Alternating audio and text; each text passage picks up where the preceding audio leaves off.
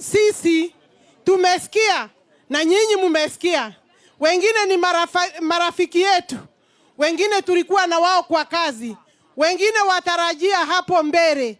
Wanasema hii kazi yote rais ametayarisha kwa hii kazi ya broad based, kwa hii serikali ya muungano. Nyinyi mko kwa hiyo serikali? Mko ndani ya serikali ya broad based? Ai, kwani mumetoka? Mko kwa serikali? Mko kwa serikali?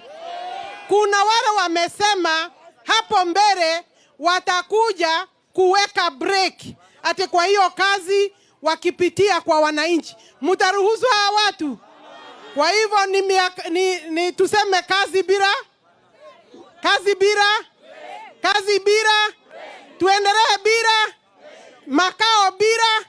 Soko bila? Ujenzi bila? Barabara